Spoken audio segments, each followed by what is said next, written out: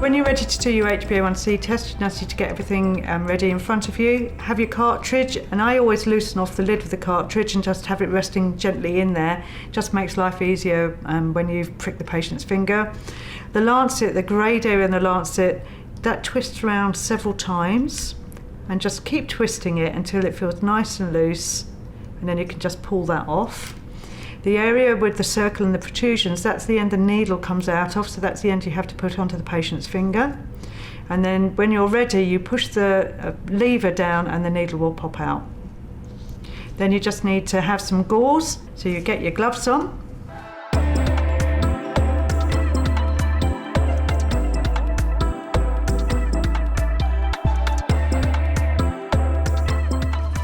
And ask your patient if they're left or right-handed. Right-handed. Okay.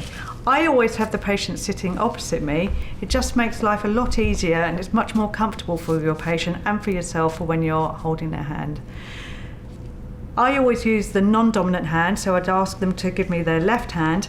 Now, if they're a diabetic patient, they may just offer you any finger, and that's absolutely fine. But if they're not, and it's the first time they're having it, I would always use the middle or the ring finger of the non-dominant hand.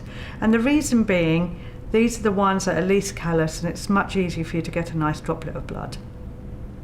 You can hold the finger in any position that you like to, but I use a tourniquet, which is what I was taught when I first started. Now, I am left-handed, so I use my right hand as a tourniquet, so my left hand is free to carry on using all of the parts.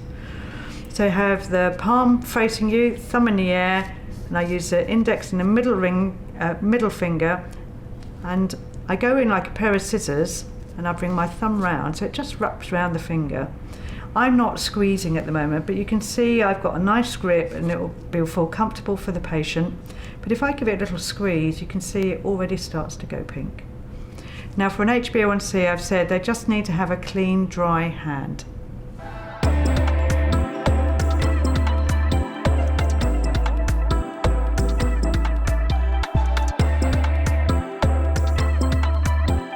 So you would pick up your lancet and you just fire it onto the side of the finger. If you push down hard, you can see that the skin blanches, and it just means that the needle will go in that little bit deeper to help you. Fire it off. Pick up this sampling lid, and you can see I'm not squeezing, but there's a nice droplet of blood there. Keep it at 45 degrees, just touch it to the droplet, and you can see it automatically travels up. It is a very small amount of blood that you need. Back into the main cartridge, snap it down from the top, give the patient some gauze, and get the cartridge into the analyzer.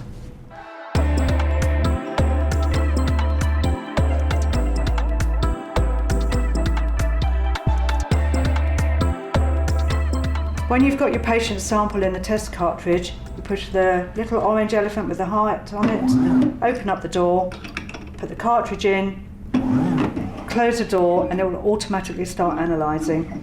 If you have the patient ID enabled, just push that, put the ID into the analyzer, push the return arrow, and you can see it tells you it's doing an HbA1c, and it's got the patient ID up in the top left-hand corner. An HbA1c test will take 3 minutes.